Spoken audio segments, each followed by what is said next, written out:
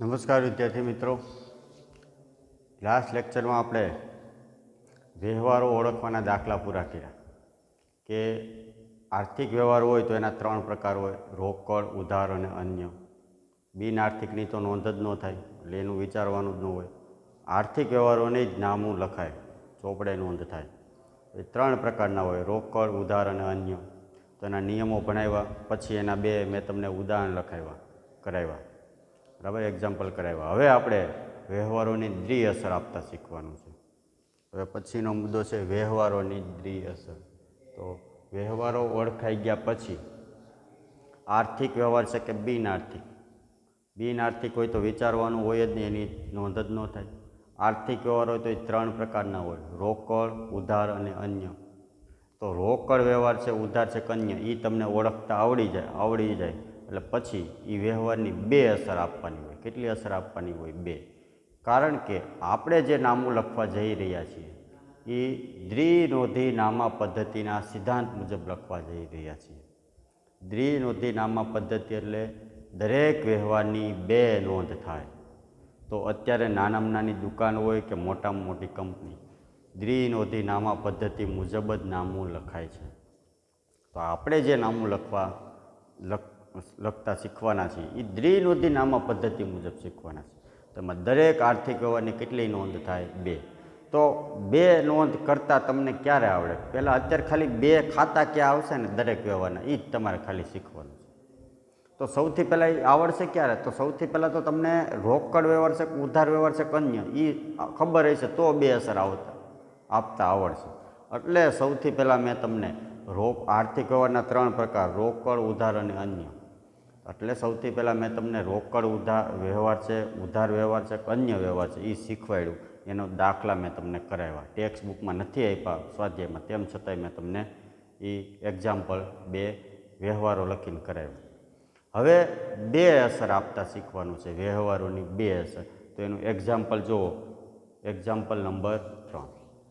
તો દ્વિનોંધી નામા પદ્ધતિના સિદ્ધાંત મુજબ દરેક આર્થિક વ્યવહારની કેટલી નોંધ થાય? 2 નોંધ થાય. દ્વિનોંધી નામા પદ્ધતિના સિદ્ધાંત મુજબ દરેક આર્થિક વ્યવહારની કેટલી નોંધ થાય? 2. એમાંથી 1 નોંધ ઉધાર થાય ને 1 નોંધ જમા થાય.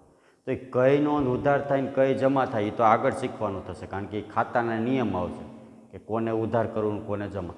અત્યારે તો ખાલી 2 અસર કઈ આવે, 2 ખાતા ક્યાં અસર કરે, 2 નોંધ કઈ થાય કોઈ પણ આર્થિક વ્યવહારની, એ જ શીખવાનું છે. એમાંથી 2 નોંધમાંથી કઈ ઉધાર થશે ને કઈ જમા થશે એ તો આગળ આવશે શીખવાનું, બરાબર. અત્યારે ખાલી આપણે કેમ સૌથી પહેલાં રોકડ વ્યવહાર છે કે ઉધાર વ્યવહાર છે કે અન્ય એ શીખી ગયા, એ આવડી જાય. એટલે હવે 2 નોંધ કઈ થાય દરેક આર્થિક વ્યવહારની એ શીખવાનું છે. એમાંથી 1 નોંધ ઉધાર થશે ને 1 જમા થશે. તો કઈ ઉધાર થશે ને કઈ જમા થશે એ આગળ આવશે. પહેલાં 2 નોંધ આવડવી જોઈએ તમને. 2 ખાતા ક્યાં અસર કરે છે એ તમને દરેક આર્થિક વ્યવહારમાં ક્યાં 2 ખાતા અસર કરે છે, આ ખાતા એટલે નોંધ, ક્યાં 2 ખાતા અસર કરે છે એ શીખવાનું છે. તો વ્યવહારોની 2 અસર ખ્યાલ આવ્યો. એમાંથી 1 અસર ઉધાર થશે અને 1 અસર જમા થશે. કઈ ઉધાર થશે કઈ જમા થશે એ તો આગળ ભણવાનું આવશે. આ વ્યવહારોની 2 અસર આપતા આવડી જાય પછી. તો વ્યવહારોની દ્વિઅસર, એનો આપણે એક દાખલો કરવાનો છે. તો એના દાખલા, આમ તો 3 દાખલા છે. જો વિદ્યાર્થી મિત્રો, વ્યવહારોની દ્વિઅસરના દાખલા પણ સ્વાધ્યાયમાં આપ્યા નથી, પણ તેમ છતાંય માં તમને 2-3 ઉદાહરણ કરાવવાના છે. તો ઉદાહરણ મેં જાતે વ્યવહાર બનાવી અને એ દાખલા ગણવાના છે. આમ જોવો ને તો આ ચેપ્ટર છે ને 3 પીરિયડમાં પૂરું થઈ જાય એમ છે, પણ પછી આગળ કંઈ આવડશે નહીં. પણ જે વસ્તુ સ્વાધ્યાયમાં નથી આપી અને મહત્ત્વની છે તમને નામનું શીખવા માટે, તો એ મેં જાતે ઉદાહરણ બનાવી હું તમને ભણાવું છું. દાખલા કે વ્યવહાર રોકડ છે, ઉધાર છે કે અન્ય, એ સ્વાધ્યાયમાં આપ્યું જ નથી, તેમ છતાં મેં જાતે ઉદાહરણ વ્યવહારો બનાવીને તમને દાખલા કરાવ્યા. વ્યવહારોની દ્વિઅસર, એના દાખલા સ્વાધ્યાયમાં આપ્યા નથી. સીધું ઉધાર કયું ખાતું થાય ને જમા કયું ખાતું થાય એની હાથથી જ દાખલા ચાલુ થયા. વ્યવહારોની દ્વિઅસર, તો 2 અસર કઈ થાય એના દાખલા સ્વાધ્યાયમાં નથી આપ્યા. તો એના દાખલા હું તમને જાતે વ્યવહાર બનાવીને દાખલા લખાવેલા જો ચોપડામાં, તો જાતે વ્યવહાર બનાવીને એના દાખલા કરાવું. એટલે આ ચેપ્ટરમાં જે વસ્તુ મહત્ત્વની છે નામું લખવા માટે પાયો છે, એ વસ્તુ ચેપ્ટરમાં સ્વાધ્યાયમાં આપી જ નથી. તો આ જાતે હું તમને વ્યવહાર બનાવીને કરાવું છું. બાકી સ્વાધ્યાયમાં આપ્યું એટલું જો કરાવું ને તો 3 લેક્ચરમાં ચેપ્ટર પૂરું થઈ જાય, પણ આગળ આમનો જ ન આવડે. ખ્યાલ આવ્યો? તો રોકડ, ઉધાર અને અન્ય વ્યવહારના દાખલા સ્વાધ્યાયમાં ન થાય, તેમ છતાંય મેં જાતે વ્યવહાર બનાવીને તમને કરાવ્યા. વ્યવહારોની દ્વિઅસર હવે આવ્યું, એના દાખલા સ્વાધ્યાયમાં ન થાય, પણ સીધું ઉધાર કયું ખાતું થાય ને જમા કયું ખાતું થાય ત્યાંથી જ દાખલા ચાલુ થાય.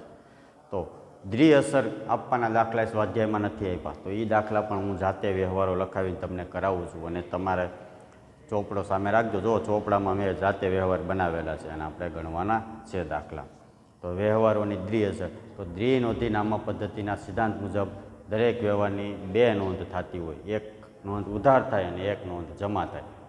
દ્વિનોંધી નામા પદ્ધતિના સિદ્ધાંત મુજબ જેટલું ઉધાર થાય એટલું જ જમા થાય. પણ એ ઉધાર કેટલું થાય અને જમા કયું ખાતું કરવું ને એ બધું આગળ આવશે. અત્યારે ખાલી 2 નોંધ આપતા શીખવાનો છે. બીજો મુદ્દો એ છે આપણો. વ્યવહાર ઓળખાઈ જાય, રોકડ, ઉધાર ને અન્ય, પછી દરેક આર્થિક વ્યવહારની 2 અસર કઈ આવે એ આપણે અત્યારે શીખવાનું છે. તો જો એનો એક્ઝામ્પલ 3. પહેલું અને બીજું ઉદાહરણ છે એ વ્યવહાર ઓળખવાનું હતું. રોકડ ઉધાર વ્યવહાર છે, ઉધાર વ્યવહાર છે, અન્ય. અને ત્રીજું ઉદાહરણ છે એ વ્યવહારોની 2 અસર આપવાનું છે. તો વ્યવહારોની 2 અસર, તો જો વાંચો શું કીધું છે. નીચેના વ્યવહારોની કઈ 2 અસર થાય છે તે જણાવો. કઈ 2 અસર થાય છે તે જણાવો. ચાલો તો દાખલા નંબર કેટલામો છે? એક્ઝામ્પલ 3. કઈ 2 અસર થાય એ આપણે જણાવવાની છે. તો સૌથી પહેલાં એનું ફોર્મેટ આપણે બનાવી નાખીએ, કઈ રીતે આપણે એનો દાખલો કરવાનો થાય.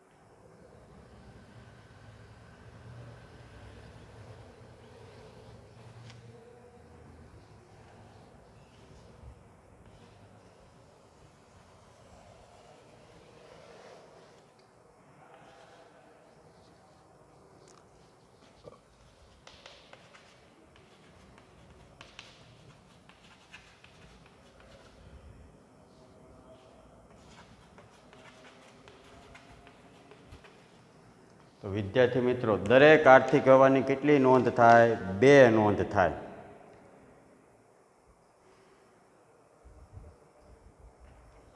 ચાલો સૌથી પહેલાં વાંચો પહેલો વ્યવહાર, હેડિંગ વાંચો. ત્રીજું એક્ઝામ્પલ, ચોપડો તમારી સામે રાખજો. હું વ્યવહારો અહીં લખતો નથી, કારણ કે વ્યવહાર લખું તો બોર્ડ ભરાઈ જાય, એટલે સીધા જવાબ લખું છું. જવાબ એ પાછળ આપ્યા તમારા ચોપડામાં. તો વાંચો પહેલો વ્યવહાર. નીચેના વ્યવહારોની કઈ 2 અસર થાય છે? દરેક આર્થિક વ્યવહારની કેટલી અસર થાય? 2. એ જણાવો. શરૂઆતના વ્યવહારમાં તમને બહુ કંઈ ખ્યાલ નહીં આવે. ધીમે પ્રેક્ટિસ થતી જશે એટલે ખબર પડશે. કારણ કે જો વ્યવહાર ઓળખવાના કેટલા દાખલા મેં તમને આમાં કરાવવાના છે, તો ત્રીજો, ચોથો અને 5મો. કેટલા દાખલા આપ્યા છે? 3 દાખલા આપ્યા છે. ટોટલ 60-70 વ્યવહાર હું તમને આવા કરાવીશ. પ્રેક્ટિસ થશે એટલે આવડી જશે. શરૂઆતમાં 2, 5, 10 વ્યવહાર સુધી ધીમે થોડો ધીમે ખબર પડતી જશે. ખ્યાલ આવ્યો?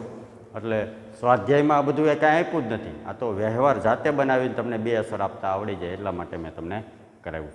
ચાલો પહેલો વ્યવહાર. નીચેના વ્યવહારોની કઈ 2 અસર થાય તે જણાવો. Example number 3. પહેલો વ્યવહાર વાંચો. સૌથી પહેલાં વ્યવહાર આવે એટલે તમારે ઓળખવાનું. રોકડ છે, ઉધાર છે, અન્ય. પહેલું સ્ટેપ એ. સૌથી પહેલાં તો આર્થિક છે કે બિન આર્થિક? મોટા ભાગના વ્યવહારો બિન આર્થિક જ હોય. કેવા હોય? મોટા ભાગના વ્યવહારો આર્થિક જ હોય. બિન આર્થિક તો ભાગ્ય કોઈક વ્યવહાર આવે. તો આર્થિક વ્યવહારમાં રોકડ છે, ઉધાર છે, અન્ય, એ ઓળખવાનું. તો એની ઓળખવા માટે મેં તમને નિયમોય કરાવ્યા, દાખલાય કરાવ્યા, પ્રેક્ટિસય કરાવી. તો સૌથી પહેલાં ઓળખવાનું રોકડ વ્યવહાર છે, ઉધાર છે, અન્ય, અને પછી 2 અસર કઈ આવે એ જોવાનું. ચાલો તો જુઓ. પહેલો વ્યવહાર. 20,000નો લાવી ધંધો શરૂ કર્યો. 20,000 રૂપિયા લાવી ધંધો શરૂ કર્યો. જો 20,000 રૂપિયા ધંધામાં લાવીને ધંધો શરૂ કર્યો, રોકડ વ્યવહાર થાય. આમાં કોઈ નિયમ લાવ્યા, ધંધામાં રૂપિયા 20,000 લાવ્યા છે તો એ રોકડ વ્યવહાર હોય. તો રૂપિયા રોકડા લાવીને ધંધો શરૂ કર્યો. ક્યાં બે ખાતા અસર કરે? તો પહેલા વ્યવહારમાં બે ખાતા અસર કરશે. એક રોકડ ખાતું. ધંધાની અંદર આવા જુદા જુદા અસંખ્ય ખાતાઓ હોય. તો આ આર્થિક વ્યવહારથી ક્યાં બે ખાતાને અસર કરે? તો રોકડ વ્યવહાર છે એટલે એક અસર કરે રોકડ ખાતું. બીજું, ધંધાનો માલિક ધંધામાં જે કાંઈ અવેજ તરીકે લાવે, જે કાંઈ અવેજ તરીકે લાવે એને શું કહેવાય? મૂડી કહેવાય. પહેલો પારિભાષિક શબ્દ આવ્યો તો વિદ્યાર્થી મિત્રો, ધંધાનો માલિક ધંધામાં જે કાંઈ અવેજ તરીકે લાવે એને મૂડી કહેવાય. ધંધાનો માલિક ધંધામાં 3 સ્વરૂપે મૂડી લાવે: રોકડ, માલ, મિલકત. તો કોઈ પણ વ્યક્તિ ધંધામાં રૂપિયા લાવે તો એ મૂડી લાવ્યો કહેવાય. તો ધંધામાં રૂપિયા લાવ્યા તો રોકડા લાવ્યા એમ કીધું જ છે એટલે રોકડ વ્યવહાર જ હોય. તો બે અસર ખાતા અસર કરે. ક્યાં ક્યાં? રોકડ ધંધામાં આવે છે એટલે એક અસર રોકડ ખાતે અસર. ધંધાનો માલિક રૂપિયા આપનાર છે એટલે બીજી અસર મૂડી ખાતે અસર. એક અસર ક્યાં આવશે? અસર એવું નથી લખતો, બરાબર? કોઈ પણ આર્થિક વ્યવહારમાં ક્યાં બે ખાતા અસર કરે? કઈ બે અસર આવે? ક્યાં ક્યાં ખાતે અસર આવે? તો એક અસર આવે રોકડ ખાતે, કારણ કે રૂપિયા લાવી ધંધો શરૂ કર્યો, રોકડ વ્યવહાર. રોકડ વ્યવહાર હોય એટલે એક અસર રોકડ ખાતે આવે, એક અસર રોકડ ખાતે. બીજી અસર, ધંધાનો માલિક ધંધામાં માલ, મિલકત કે રોકડ લાવે તો મૂડી લાવ્યો કહેવાય. તો ધંધાનો માલિક આપનાર છે એટલે એક અસર મૂડી ખાતે આવે. ચાલો બીજો વ્યવહાર વાંચો. 2,000નો માલ ખરીદ્યો. બોલો વિદ્યાર્થી મિત્રો, રોકડ વ્યવહાર છે, ઉધાર છે કે અન્ય? સૌથી પહેલાં મેં તમને આગળ ભણાવી દીધું, ત્યાંથી સ્ટેપ ચાલુ થાય. આર્થિક વ્યવહારના કેટલા પ્રકાર? 3: રોકડ, ઉધાર અને અન્ય. કેવો વ્યવહાર છે? રોકડ. કારણ કે જે વ્યવહારમાં રોકડ શબ્દનો ઉલ્લેખ ન હોય, વ્યક્તિ કે દુકાનના નામનો ઉલ્લેખ ન હોય, એવો વ્યવહાર રોકડ વ્યવહાર કહેવાય. એની પ્રેક્ટિસ મેં તમને આગળ કરાવી દીધી. તો રોકડ વ્યવહાર છે. રોકડ વ્યવહાર હોય એટલે એક અસર રોકડ ખાતે આવે. ચાલો બીજી અસર ક્યાં આવશે? આખા વ્યવહારમાં દરેક આર્થિક વ્યવહારની બે અસર થાય. તો એક અસર રોકડ વ્યવહાર છે એટલે રોકડ ખાતે. તો બીજી અસર ક્યાં આવશે? તો માલ ખરીદો ને, માલ ખરીદો એટલે એક ધંધામાં ખરીદીનું ખાતું હોય. ધંધામાં અસંખ્ય ખાતા હોય, જેટલા વ્યવહાર થાય ને બધાના ખાતા હોય. દાખલા કે તમે 10 વ્યક્તિ હારે વ્યવહાર કર્યો છે તો 10 વ્યક્તિનું ખાતું બનાવવાનું હોય. એ ખાતું કેવું બને એ પારિભાષિક શબ્દ જોઈ લેજો, મેં તમને સમજાવી દીધું છે. ખાતાનો નમૂનો કરાવ્યો છે. તારીખ, વિગત, રકમ. તારીખ, વિગત, રકમ એવું ખાતું હોય. ઉપર ખાતાનું નામ હોય, જેનું જેનું ખાતું હોય. તો જેટલા જેટલા વ્યક્તિ સાથે વ્યવહાર કરો એના ખાતા હોય. ધંધામાં જેટલી વખત માલ વેચો તો વેચાણનું ખાતું હોય. માલ ખરીદતા હોય તો ખરીદીનું ખાતું હોય. ખર્ચા ચૂકવાતા હોય તો બધાય ખર્ચાના ખાતા હોય, જેમ કે પગારનું ખાતું, કમિશનનું ખાતું, વ્યાજનું ખાતું, વટાવનું ખાતું. આવક મળતી હોય તો એનાય ખાતા હોય. મળેલ વટાવ, મળેલ કમિશન, મળેલ વ્યાજ, મળેલ ડિવિડન્ડ. ધંધાની અંદર જેટલી મિલકત છે એ બધાયના ખાતા હોય. મકાનનું, યંત્રનું, ફર્નિચરનું, જમીનનું. તો ધંધાની અંદર આવા અસંખ્ય ખાતાઓ હોય. તો કોઈ પણ આર્થિક વ્યવહારની અસર ક્યાં બે ખાતે થાય એ આપણે અસર આપવાની હોય. તો ચાલો આમાં શું કીધું છે? બીજા વ્યવહારમાં 2,000નો માલ ખરીદો. તો સૌથી પહેલાં વ્યવહાર ઓળખવાનો. તો રોકડ વ્યવહાર છે, કારણ કે વ્યક્તિ કે દુકાનના નામનો ઉલ્લેખ ન હોય અને રોકડ શબ્દનો ઉલ્લેખ ન હોય તો એને કેવો વ્યવહાર કહેવાય? રોકડ. તો રોકડ વ્યવહાર હોય એટલે એક અસર રોકડ ખાતે આવે. બીજી અસર, શું ખરીદ્યું છે? માલ. તો માલ ખરીદવામાં આવે તો એક અસર આવે ખરીદ ખાતે. એટલે એક અસર આવશે ખરીદ ખાતે અસર. ખરીદીનું ધંધામાં માલ ખરીદો ને એટલે ધંધામાં ખરીદીનું ખાતું હોય ને એમાં એન્ટ્રી કરવાની હોય એટલે એક અસર આવે ખરીદ ખાતે અસર. બીજી અસર આવે રોકડેથી ખરીદો એટલે રોકડ ખાતે અસર. બીજી અસર ક્યાં આવે? રોકડ ખાતે અસર આવે. તો ખ્યાલ આવ્યો વિદ્યાર્થી મિત્રો? કઈ બે અસર આવે? તો રોકડેથી માલ ખરીદો તો એક અસર રોકડ ખાતે આવે, બીજી અસર છે એ ખરીદ ખાતે આવે. જો આ અસર અહીંયા લખાઈ જાય ને ખરીદ અસર અહીંયા લખાઈ જાય તો હાલે, બરાબર?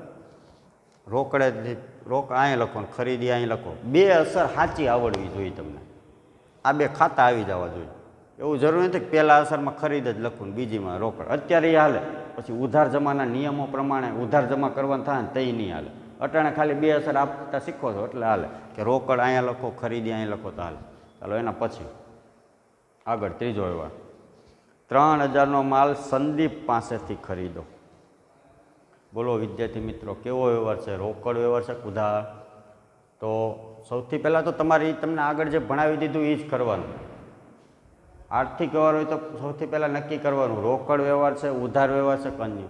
તો અહીં વ્યક્તિનું નામ છે, બીજો નિયમ ભણાવ્યો હતો ને, વ્યક્તિ કે દુકાનના નામનો ઉલ્લેખ હોય, રોકડ શબ્દનો ઉલ્લેખ ન હોય તો ઉધાર વ્યવહાર કહેવાય. તો જો 3000નો માલ સંદીપ પાસેથી ખરીદો, તો વ્યક્તિનું નામ છે. સંદીપ પાસેથી રોકડેથી ખરીદો, ચેકથી ખરીદો એવું કીધું નથી, તો ઉધાર વ્યવહાર છે. જો એક તો માલ ખરીદો છે, રોકડેથી ખરીદો, ચેકથી ખરીદો, ખરીદ ખાતે તો અસર આવે, એટલે એક અસર આવશે ખરીદ ખાતે અસર, એક અસર આવશે ખરીદ ખાતે. જો અહીંયા રોકડેથી ખરીદો તો એટલે રોકડ ખાતે અસર આવી. હવે ઉધાર માલ ખરીદો ને, ઉધાર માલ ખરીદો એટલે એનો મતલબ એક માલ તો ખરીદો પણ રૂપિયા ભવિષ્યમાં આપવાના છે. આપણે માલ ખરીદાઈ ગયો પણ રૂપિયા આપણે ક્યારે ચૂકવવાના છે? ભવિષ્યમાં. તો ઉધાર માલ ખરીદો ને તો જેની પાસેથી માલ ખરીદો એની વ્યક્તિ કે દુકાન ખાતે અસર આવે. અહીં વ્યક્તિનું નામ છે, તો બીજી અસર ક્યાં આવે? સંદીપ ખાતે અસર.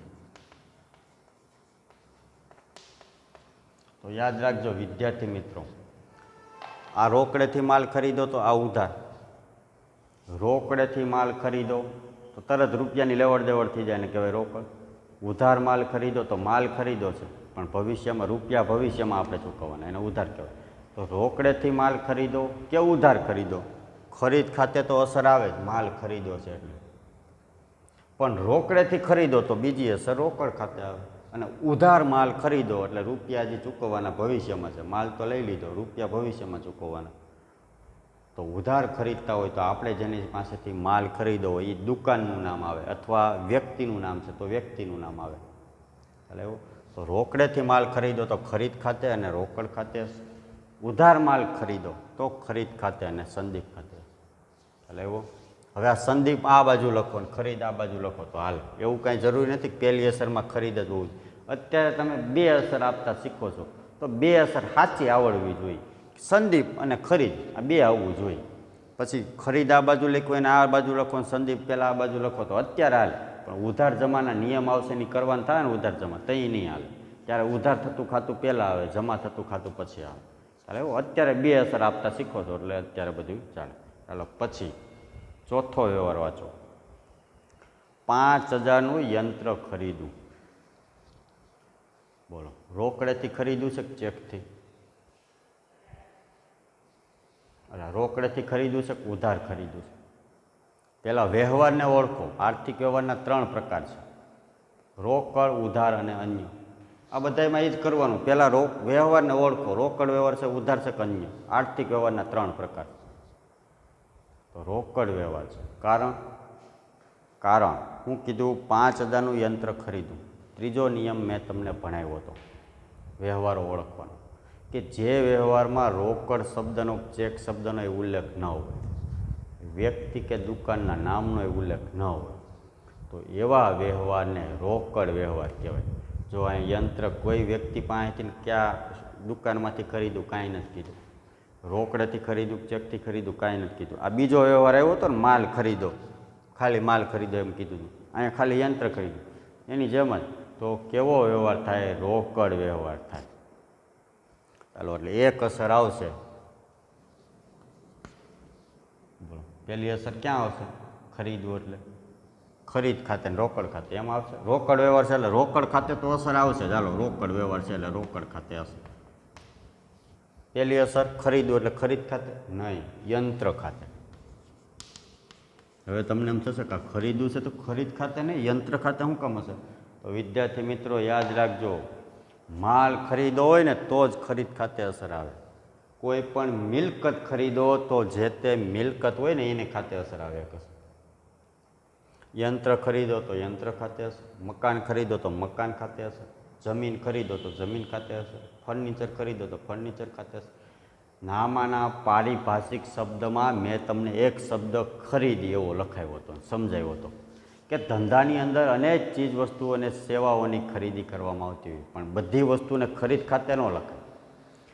જે વેપારી જે વસ્તુનો ધંધો કરતો હોય એ વસ્તુ ખરીદે તો જ એ ખરીદ ખાતે લખાય.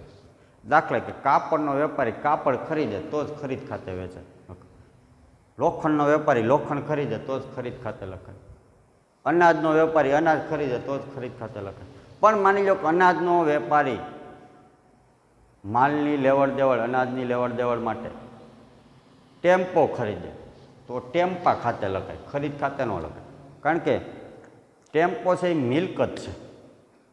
ખ્યાલ આવ્યો? અનાજનો વેપારી ધંધામાં રાખવા માટે ફર્નિચર ખરીદે તો ફર્નિચર ખાતે લખાય, ખરીદ ખાતે ન લખાય. જે વેપારી જે પ્રકારનો ધંધો કરતો એની વસ્તુ, ટૂંકમાં માલની ખરીદી કરે ને, માલની, એ તો મેં તમને બધું પહેલાં ચેપ્ટરમાં ભણાવી દીધું છે કે માલ કોને કહેવાય. કે જે વેપારી જે પ્રકારનો ધંધો કરતો હોય એ વસ્તુ એની માટે માલ કહેવાય. કાપડના વેપારી માટે કાપડ માલ છે, અનાજના વેપારી માટે અનાજ માલ છે. બરાબર? તો વેપારી માલ ખરીદે ને તો જ એ ખરીદ ખાતે લખાય. જે વેપારી જે પ્રકારનો ધંધો કરતો એ વસ્તુ ખરીદે તો જ ખરીદ ખાતે લખાય. અહીં કયા વેપારીને કયો ધંધો છે એ આપણને ખબર નથી, પણ માલ ખરીદો એમ કીધું હોય ને તો જ ખરીદ ખાતે આવે. પણ કોઈ પણ મિલકત ખરીદે, દાખલા કે મિલકત કોને કહેવાય? જમીન, મકાન, યંત્રો, ફર્નિચર, પ્લાન્ટ, મશીનરી, આ બધી મિલકતો છે. તો કોઈ પણ મિલકત ખરીદે ને તો કોઈ દી ખરીદ ખાતે નહીં લખવાનું. માલની ખરીદી થાય તો જ ખરીદ ખાતે અસર આવે. બાકી કોઈ પણ મિલકત ખરીદે એટલે જે તે મિલકત ખરીદી હોય ને એની ખાતે અસર આવે. યંત્ર ખરીદવું છે, યંત્ર માલ નથી એટલે યંત્ર ખાતે અસર. મકાન ખરીદવું હોય તો મકાન ખાતે અસર આવે. ફર્નિચર ખરીદવું હોય તો ફર્નિચર ખાતે અસર આવે. પણ માલ ખરીદે તો જ ખરીદ ખાતે અસર આવે. ખ્યાલ આવ્યો? તો આ યંત્ર છે એ મિલકત છે એટલે એક અસર યંત્ર ખાતે, બીજી અસર રોકડ ખાતે. જો અહીંયા માલ ખરીદો તો માલ ખરીદે તો ખરીદ ખાતે અસર અને રોકડ ખાતે. રોકડ ખાતે તો આવે જ, રોકડેથી ખરીદવું હોય એટલે. પણ પહેલી અસરમાં ધ્યાન રાખવાનું, માલ ખરીદે તો ખરીદ ખાતે અસર અને કોઈ પણ મિલકત ખરીદે તો જે તે મિલકત ખાતે અસર આવે. અને રોકડેથી ખરીદીએ એટલે બીજી અસર રોકડ ખાતે. અહીંયા એ તો આની જેમ જ આવે. પણ ખરીદીના બદલે મિલકત કહેવાય, યંત્ર છે ને, મિલકત ખરીદે તો જે તે મિલકત ખાતે અસર આવે. માલ ખરીદે તો જ ખરીદ ખાતે અસર આવે. ચાલો એના પછી કેટલામો વ્યવહાર આવ્યા? 5મો વાંચો. 3000નું ફર્નિચર ખરીદી બદલામાં ચેક આપ્યો. બોલો વિદ્યાર્થી મિત્રો, આર્થિક વ્યવહારમાંથી રોકડ વ્યવહાર છે, ઉધાર છે, અન્ય? તો રોકડ વ્યવહાર છે. કારણ ચેક આપી દીધો ને, ચેકથી લેવડ દેવડ થાય એટલે રોકડ વ્યવહાર. સૌથી પહેલાં વ્યવહાર ઓળખવાનો, રોકડ છે, ઉધાર છે, અન્ય. તો રોકડ વ્યવહાર છે. ચાલો, શું કર્યું છે? ફર્નિચર ખરીદી બદલામાં ચેક આપ્યો. તો ફર્નિચર ખરીદ્યું તો શું લખવાનું? ખરીદ ખાતે લખવાનું, ફર્નિચર ખાતે? ફર્નિચર ખાતે. શું કામે? ફર્નિચર કંઈ માલ થોડો છે? માલ હોત તો એમ લઈ ભાઈ ચોખ્ખું લખ્યું હોત કે ભાઈ શું લખ્યું હોત તો 3000નો માલ ખરીદો એવું કીધું હોત તો ખરીદ ખાતે અસર આવે. પણ યંત્ર, ફર્નિચર, જમીન, માલ, જમીન, મિલકત, આ બધી મશીનરી બધી મિલકત કહેવાય. આની જેમ જ અહીં યંત્ર ખરીદ્યું તો અહીં ફર્નિચર ખરીદ્યું. 3000નો માલ ખરીદો એમ કીધું હોય તો જ ખરીદ ખાતે અસર આવે. પણ કોઈ પણ મિલકત ખરીદવામાં આવે તો એક અસર મિલકત ખાતે આવે. અહીં યંત્ર ખરીદ્યું હતું તો યંત્ર ખાતે અસર, અહીં ફર્નિચર ખરીદ્યું તો ફર્નિચર ખાતે અસર. બીજી અસર ચેકથી ખરીદ્યું છે તો હવે ધ્યાન રાખજો, ચેકથી ખરીદે એટલે કહેવાય રોકડ વ્યવહાર જ, પણ રોકડ ખાતે અસર ન આવે. ચેકથી ખરીદે ને તો આપણા વતી રૂપિયાની લેવડ દેવડ કરે કોણ? બેંક. એક અસર બેંક ખાતે આવે. તો ધ્યાન રાખજો, રોકડ વ્યવહાર એ પાછા બે પ્રકારના હોય. એક હાવ રોકડ એટલે રૂપિયાની નોટો ગણી ગયો એને રોકડ કહેવાય, અને ચેક આપો તો એ રોકડ કહેવાય. તો ચેક આપો આપણે માલ ખરીદી તો એને રૂપિયા આપણા વતી ચૂકવે કોણ? આપણે ફર્નિચર ખરીદી અને સામેવાળાને ચેક આપ્યો. હવે એણે રૂપિયા જોતા હોય તો ક્યાં જવું પડે? એ ચેક લઈને બેંકમાં જવું પડે. એ બેંકમાં ગયો તો આપણા વતી રૂપિયા આપશે કોણ? બેંક. તો યાદ રાખજો, રોકડ વ્યવહારમાં હાવ રૂપિયા રોકડ વ્યવહાર હોય તો બીજી અસર રોકડ ખાતે આવે. પણ ચેક રૂપી રોકડથી લેવડ દેવડ થઈ હોય તો બીજી અસર બેંક ખાતે આવે. ખ્યાલ આવ્યો? અહીંયા તમને એમ કીધું હોય કે 3000નું ફર્નિચર રોકડેથી ખરીદ્યું તો એ રોકડ વ્યવહાર જ થાત, પણ બીજી અસર રોકડ ખાતે આવે. ફર્નિચર ખાતે તો આવત જ પણ રોકડ ખાતે આવત બીજી અસર. પણ અહીં શું કીધું? 3000નું ફર્નિચર ચેકથી ખરીદ્યું છે તો ચેકથી લેવડ દેવડ થાય એટલે યાદ રાખજો રોકડ વ્યવહાર જ કહેવાય, પણ એક અસર બેંક ખાતે આવે. ક્યાં ખાતે? બેંક. તો વિદ્યાર્થી મિત્રો, આ બે અસરમાં તમે આ બેંક ખાતે અહીં લખો અને ફર્નિચર ખાતે અહીં લખો તો હાલશે. ફરી પાછું કહી દઉં છું તમને. એવું જરૂરી નથી કે આ ફર્નિચર આ બાજુ લખું ને બેંક બીજી અસરમાં લખું. અત્યારે બે અસર આપતા શીખો છો, આડાવડી થઈ જાય તો વાંધો નહીં. બેંક અહીં લખાય, ફર્નિચર આ બાજુ લખાય, પણ સાચી અસર આવડવી જોઈએ. ખ્યાલ એવો? અત્યારે તો ખાલી બે અસર આપતા શીખવાનું. પછી ઉધાર જમાના નિયમ મુજબ જે ઉધાર થતું હોય છે આ બાજુ આવશે, જમા થતું હોય છે બીજી અસર, એ પણ આગળ આવડશે. પણ અત્યારે ખાલી બે અસર આપતા આવડી જાય એ મહત્ત્વનું છે. તો 7મો વ્યવહાર, 6થો વ્યવહાર પૂરો, સોરી 5મો પૂરો, 6થો આવ્યો. 10,000નો માલ વેચો. બોલો વિદ્યાર્થી મિત્રો, કેવો વ્યવહાર છે? રોકડ, ઉધાર કે અન્ય? 10,000નો માલ વેચો. બોલો કેવો વ્યવહાર છે? નિયમ યાદ કરો. જો આવા 3 વ્યવહાર આવી ગયા. બીજો આવ્યો તો, ચોથો આવ્યો તો, અને પાછો 6થો આવ્યો. બીજો એની જેવો હતો, પછી ચોથો એની જેવો હતો, અને 6થો એની જેવો છે. શું કીધું છે ખાલી જોવો છે, વાંચો. 10,000નો માલ વેચો. કોને વેચો? વ્યક્તિ કે દુકાનનું નામ છે? કાંઈ નથી. રોકડથી વેચો, ચેકથી વેચો, કાંઈ કીધું છે? એ નથી. તો વ્યક્તિ કે દુકાનનું નામ ન હોય, રોકડ શબ્દનો ઉલ્લેખ ન હોય, તો એ કેવો વ્યવહાર કહેવાય? રોકડ વ્યવહાર કહેવાય. તો રોકડેથી વેચો. હવે ધ્યાન રાખજો વિદ્યાર્થી મિત્રો, આટલા વ્યવહાર આવ્યા એ બધા ખરીદીને આવ્યા. શેને આવ્યા? ખરીદીના. આ બે માલની ખરીદી કરી, આ બે મિલકતની ખરીદી કરી.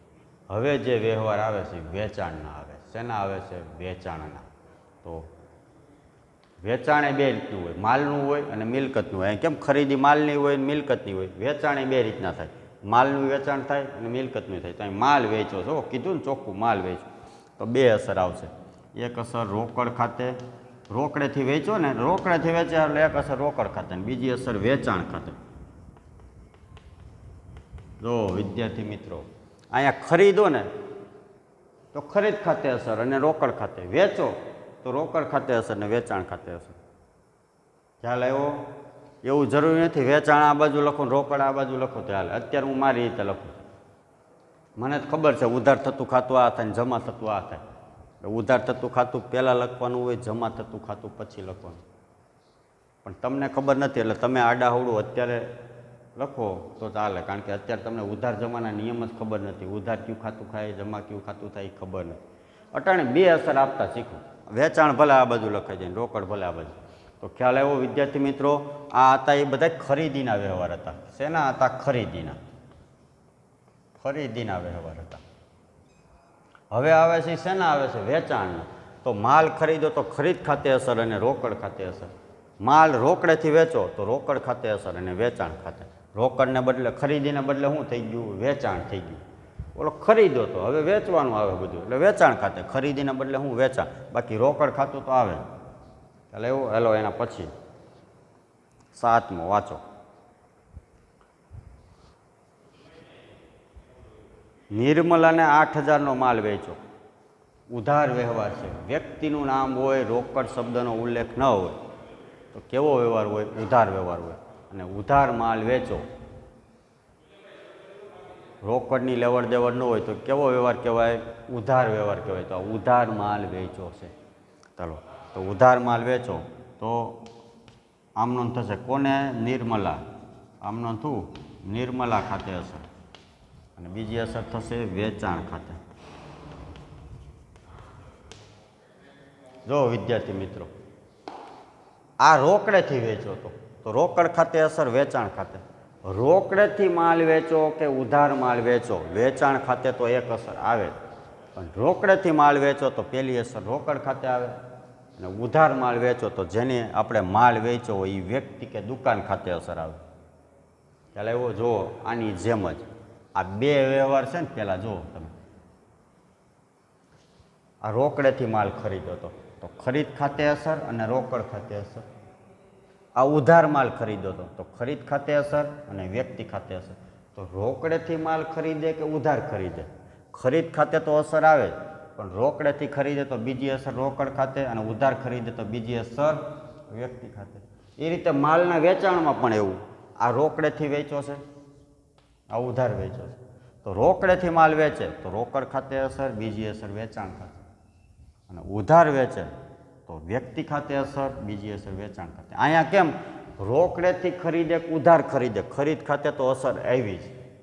એવી રીતે અહીંયા રોકડેથી વેચે કે ઉધાર વેચે, વેચાણ ખાતે તો અસર આવે જ. ખ્યાલ આવે છે વિદ્યાર્થી મિત્રો? રોકડેથી માલ ખરીદે કે ઉધાર ખરીદે, ખરીદ ખાતે તો અસર આવે જ. અહીંયા રોકડેથી માલ વેચે કે ઉધાર વેચે, વેચાણ ખાતે તો અસર આવે જ.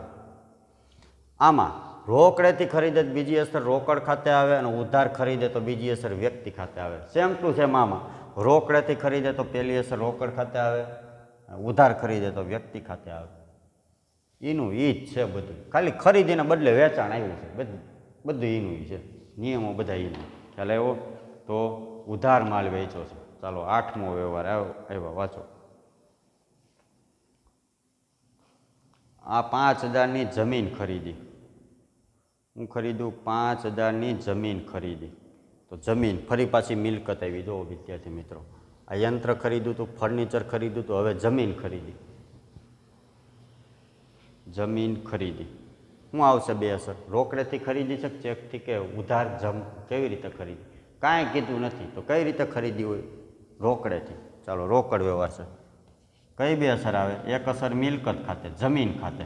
જો આ બે મિલકતના વ્યવહાર હતા ને, એમ અહીં કેમ યંત્ર ખરીદ્યું હતું, અહીં ફર્નિચર ખરીદ્યું, અહીં જમીન ખરીદ્યું, તો જમીન ખાતે અસર. અને બીજી અસર રોકડ ખાતે, રોકડેથી ખરીદી છે ને એટલે. તો એક અસર જમીન ખાતે. કોઈ પણ મિલકત ખરીદો તો જે તે મિલકત ખાતે અસર આવે, અને માલ ખરીદો તો જ ખરીદ ખાતે અસર આવે. હમણાં મેં તમને બધુંય સમજાવી દીધું. માલ ખરીદો તો જ ખરીદ ખાતે અસર આવે, અને મિલકત ખરીદો તો યંત્ર ખાતું હોય તો યંત્ર ખરીદતા હોય તો યંત્ર ખાતે, ફર્નિચર ખરીદતા હોય તો ફર્નિચર ખાતે, અહીં જમીન ખરીદી એટલે જમીન ખાતે. રોકડેથી ખરીદી રોકડ ખાતે અસર, ઉધાર ખરીદી હોત તો જે વ્યક્તિ કે દુકાન હોત એના ખાતે અસર. તો જમીન ખરીદી એટલે એક અસર મિલકતનું નામ છે જમીન, એટલે એક અસર જમીન ખાતે, બીજી અસર રોકડેથી ખરીદી એટલે રોકડ. તો વિદ્યાર્થી મિત્રો, અહીંયા સુધી આપણે આ દાખલો રાખીએ છીએ. હવે 9મા વ્યવહારથી દાખલો છે એ આપણે નેક્સ્ટ પીરિયડમાં એનો અભ્યાસ કરીશું. ધન્યવાદ.